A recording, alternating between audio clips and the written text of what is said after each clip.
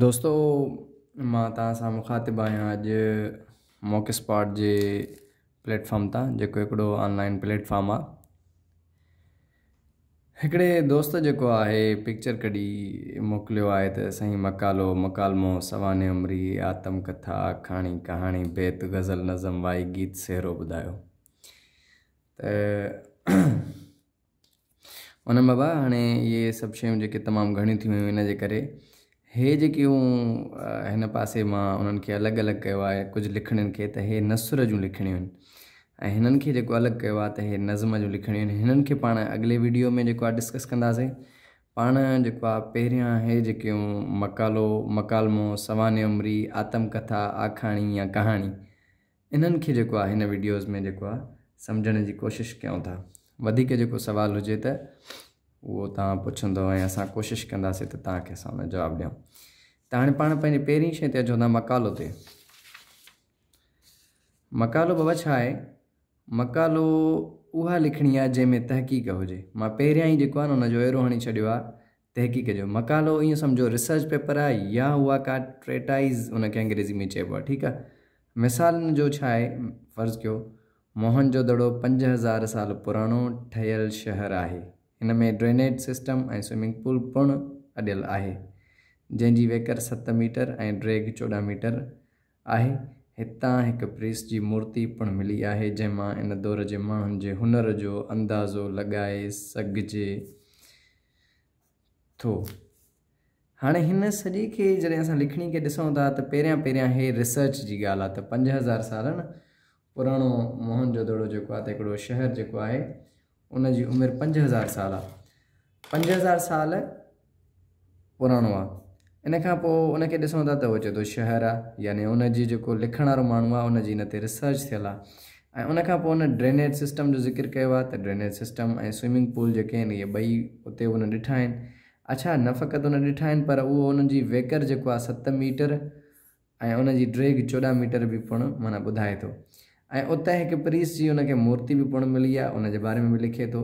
ऐं उनजी हिकिड़ी कंक्लूजन ते बि पहुचे थो, उनजो दलील ॾिए थो त इन्हनि सभिनीनि शयुनि मां उन दौर जे माण्हुनि जो जेको आहे हुनर जो जेको आहे अंदाज़ो लॻाए सघिजे थो त केतिरा उहे माण्हू जेके आहिनि उहे हुनरमंद हुआ या अकुलमंद हुआ। हाणे अहिड़े क़िस्म जी लिखणी जंहिंमें रिसर्च हुजे कंहिं शइ जी, त उनखे असां जेको आहे मकालो चवंदासीं। पर जॾहिं असां अचूं था मकालमे ते, त भाउ मकालमो जेको आहे उनजो रूट वर्ड जेकॾहिं करंदासीं त उहो कलाम मां निकितल आहे। कलाम जो मतिलबु हूंदी आहे ॻाल्हि या ॻाल्हि ॿोल, ॻाल्हि करणु। हाणे हिन सॼे खे असां मकालमे खे चवंदा आहियूं ॻाल्हि ॿोल।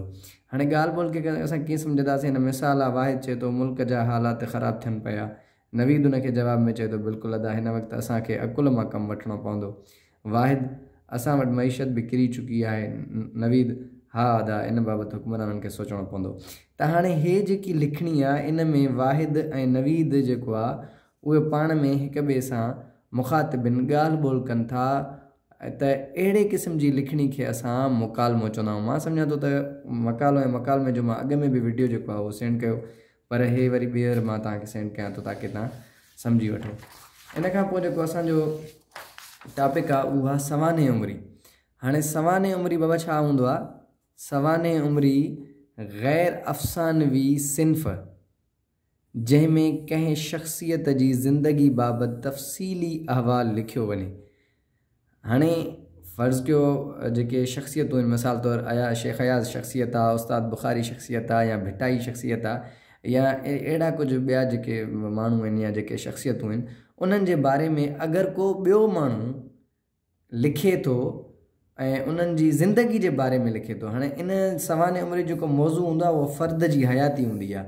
त उनजी हयाती कीअं गुज़री, उनजी उहो इकॉनॉमिकल केतिरो स्ट्रांग हुयो, ऐं उन खां अलावा जेको आहे उहो उनजी नेचर कहिड़ी हुई, उहो जेको आहे कहिड़े क़िस्म जो माण्हू हुयो, या उहो कहिड़नि क़िस्मनि जा उनजा दोस्त हुया, उन सां जेके लाॻापियल कैरेक्टर आहिनि उहे कहिड़ा आहिनि, या उहो कहिड़े जेको आहे फ़लसफ़े सां तालुक़ु रखे पियो, कहिड़े मज़हब सां तालुक़ु रखे पियो, या उहो कीअं सोचे पियो। त हाणे उन शख़्स खे सम्झणु जेको आहे ऐं उन जे जेको आहे उन सां जेके हालात आया दरपेश, उन्हनि खे मुंहुं कीअं ॾिनो, या उन जेको आहे पंहिंजी ज़िंदगी में कहिड़ा वॾा कम कया जेका उनखे जेको आहे शख़्सियत बणाइनि था, जंहिंजे करे ॿिया माण्हू उन ते लिखण जे लाइ जेको आहे कासिर आहिनि या लिखनि था पिया। त उन क़िस्म जी जेका लिखणी असांखे जॾहिं अचे थी त असांखे सवाने उमिरि उन लिखणी खे चवंदासीं। फ़र्ज़ु कयो मूंखे भिटाई जे बारे में पढ़णो आहे, भिटाई जी ज़िंदगी जे बारे में पढ़णो आहे, भिटाई जी शाइरी जे बारे में न आहे पढ़णो, भिटाई जी ज़िंदगी कीअं गुज़री, भिटाई किथे किथे घुमियो, किथे किथे न घुमियो, ऐं भिटाई कहिड़े ख़्याल जो माण्हू हुयो, भिटाई छा सोचींदो, त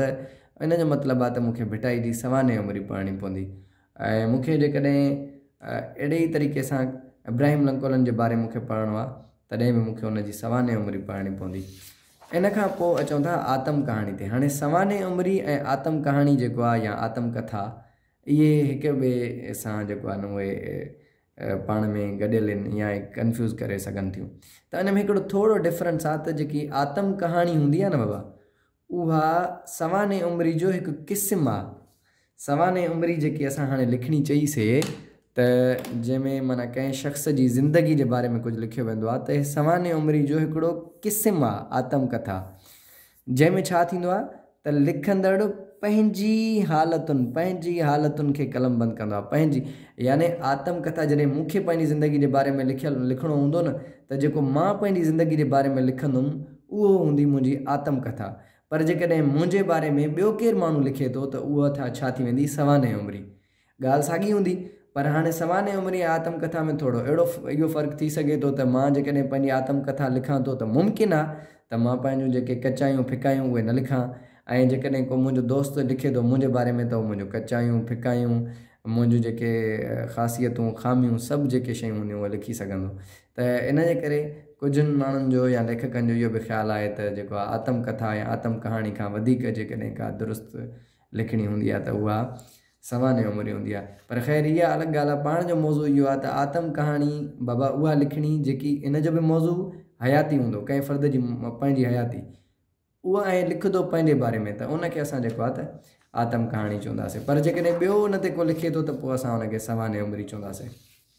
हाणे अचूं था आखाणी ते। आखाणी ते बाबा उहो किसो जंहिंमें ॿाराणी ज़िंदगी ऐं ॿाराणी दिलचस्पी पटांदड़ किरदारनि ते माना मुबनी हुजे, ॿाराणी ज़िंदगी ऐं ॿाराणी दिलचस्पी पटांदड़ किरदारनि ते मुबनी हुजे न, अहिड़ी लिखणी उहो किसो या अहिड़ी लिखणी उहो किसो या हिते पाण लिखणो अहिड़ी लिखणी। त हाणे इहो जेको आहे जेको लिखणी आहे उहा उन जा मौज़ू छा हूंदा, जिन हूंदो, भूत हूंदो, परियूं हूंदियूं, देव हूंदियूं वग़ैरह वग़ैरह, यानी अहिड़ा मौज़ू जेके फिक्शन्स ते मुश्तमिल हुजनि, पर उन्हनि जा जेके किरदार आहिनि उहे अहिड़ा हुजनि जीअं न ॾिसंदा हो त ॿार कार्टून ॾिसंदा आहिनि, ॿार जेको आहे आखाणियूं न ॾिसंदा आहिनि, कहाणियूं न ॾिसंदा आहिनि, ॿार जेको आहे आखाणियूं ॾिसंदा आहिनि। उन्हनि खे माना फिक्शन वणंदो आहे, उन्हनि खे कार्टून वणंदा आहिनि, जिननि जूं कहाणियूं ॿुधायो तव्हां उन्हनि खे, भूतनि जूं कहाणियूं ॿुधायो, हिकिड़े कमरे में हिकिड़ो माण्हू हुयो, उनखे जेको आहे त जादू हुयो, उहो ॿिए कमरे में दाख़िल थी वेंदो बग़ैर कंहिं दरवाज़े गुज़रण जे। त अहिड़े क़िस्म जूं जेके शयूं माना लिखणु हुजनि, जेको आहे जेको मैच्योर माण्हू आहे जॾहिं उन्हनि खे ॿुधे त उहो उनखे जेको आहे मज़ो न ॾियनि, ऐं जेको आहे उहे ज़िंदगी जी हालतुनि खे सही तरीक़े सां उहो जेको आहे शायदि अकासी न करे सघनि, पर उहे हिकिड़ो उन्हनि में बि हिकिड़ो पंहिंजो विज़डम ज़रूरु हूंदो आहे, पर उहे ॿारनि जे लाइ जेको आहे ख़ासि करे हूंदियूं आहिनि। उन क़िस्म जी जेको आहे लिखणी खे असां आखाणी चवंदा आहियूं। पर जॾहिं असां कहाणी जी ॻाल्हि कयूं था त उहा लिखणी जेका इंसानी माशरे जी हालतुनि, वाक्यनि, उमंगनि ऐं अहसासनि जी अकासी करे। हाणे इन जा किरदार जिन, भूत वग़ैरह वग़ैरह न हूंदा, इन जा किरदार माण्हू हूंदा, माण्हुनि जा कैरेक्टर हूंदा। हिकिड़ा जेको आहे फ़र्ज़ु कयो जीअं पाण वटि कहाणियूं लिखियल आहिनि त उन में पीर हूंदो आहे, कंहिं कहाणी में ब्यूरोक्रेट हूंदो आहे, कंहिं कहाणी में जेको आहे को हजम हूंदो आहे, कंहिं कहाणी में जेको आहे त मुख़्तलिफ़ कैरेक्टर हूंदा आहिनि ऐं उन्हनि जी ज़िंदगी हूंदी आहे ऐं उन्हनि जो जेको समाज हूंदो आहे उन्हनि जी अकासी हूंदी आहे। त हाणे उहा हिकिड़ी रियलिस्टिक माना अप्रोच वारी हिकिड़ी शइ हूंदी आहे। त कहाणी जेकी आहे उहा हालतुनि जी अकासी कंदी आहे, वाक्यनि जी अकासी कंदी आहे, उमंगनि जी जेको अकासी कंदी आहे या अहसासनि जी अकासी कंदी आहे। हिन जा जेको पढ़ंदड़ हूंदा आहिनि उहे ॿार न हूंदा आहिनि, ख़ासि करे हिन जा पढ़ंदड़ जेके हूंदा आहिनि उहे वॾा माण्हू हूंदा आहिनि, मैच्योर माण्हू हूंदा आहिनि, जेके हालतुनि खे सम्झण जी कोशिशि कंदा आहिनि। त इन क़िस्म जी लिखणनि खे असां कहाणी चवंदा आहियूं। हाणे बाक़ी जेके बाबा असांजा मौज़ू जेके हुया, जेके दोस्त लिखिया आहिनि, उहे बैत, गज़ल, नज़म, वाई, गीत ऐं सेरो, इहे वरी जेको आहे असां पंहिंजे नेक्स्ट वीडियो में छाकाणि त इहे असांजूं नसुर जूं जेके आहिनि लिखणियूं आहिनि, इहे मां तव्हांखे ॿुधाए छॾियूं। वरी जेके नज़म जूं लिखणियूं आहिनि उहे मां तव्हांखे ॿुधाईंदुमि। अहिड़े तरीक़े सां ॿिए कंहिं बि दोस्त खे को मसइलो आहे त उहो असांखे जेकॾहिं चवंदो त उनजो असां उनखे वीडियो मोकिलींदा रहंदासीं। हीअ सभु कुझु तव्हांखे जेको मवादु मिली रहियो आहे उहो mockspot.com वेबसाइट जेकी हिकिड़ो ऑनलाइन प्लेटफॉर्म आहे उनजे थ्रू मिले थो। ऐं जंहिं दोस्त खे जेको आहे अहिड़े क़िस्म जा एग्ज़ाम ॾियणा आहिनि JEST ऐं PST जी प्रिपरेशन जे लाइ त उहो हेठि ॾिनल नंबर ते राब्तो करे ऐं जेको आहे अहिड़े क़िस्म जा वीडियोज़ बि उनखे मिलंदा रहंदा ऐं अहिड़े क़िस्म जा मॉक एग्ज़ाम्स बि उहो ॾींदो रहंदो। Thank U.